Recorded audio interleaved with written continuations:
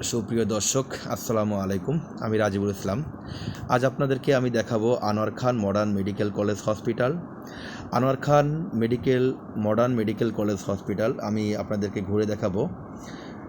এটি অবস্থিত ঢাকার প্রাণকেন্দ্র ধানমন্ডি কলাবাগান মিরপুর রোডের পাশেই, মেন রোডের পাশেই Anwar Khan modern medical college hospital. যারা দূরান্ত থেকে আসতে চান তারা আসতে পারেন Anwar Khan modern medical college hospital.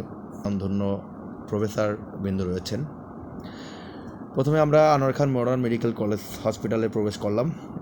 প্রথমে এ ব্লকে Anwar Khan modern medical college hospital কয়েকটি ব্লকে বিভক্ত হয়ে রয়েছে। এ ব্লকে আমরা প্রবেশ করার সঙ্গে সঙ্গে দেখতে পেলাম প্রথম ডান সাইডে রয়েছে একটি বড় ফার্মেসি, আউটডোর ফার্মেসির পাশে রয়েছে কাস্টমার কেয়ারের বাম পাশে রয়েছে ডিউ কাউন্টার।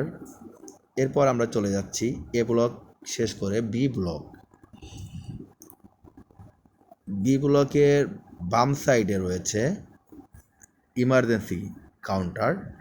যেসব রোগীরা ইমার্জেন্সিভাবে আসেন বাম সাইডে এসে ওখান থেকে প্রবেশ করে। এরপর সি ব্লকে আমাদের একজন বিখ্যাত সোনোলজিস্ট রয়েছেন, ডাক্তার হুমায়রা ইসলাম। বড় বড় ডাক্তারদের রেফারেন্সে উনি সোনোলজি, আলট্রাসোনোগ্রাম করে থাকেন। এরপর রয়েছে সি ব্লকে আরেকটার পাশে রয়েছে শাহজালাল ইসলামী ব্যাংকের হসপিটালের ভিতরে একটি বুথ রয়েছে।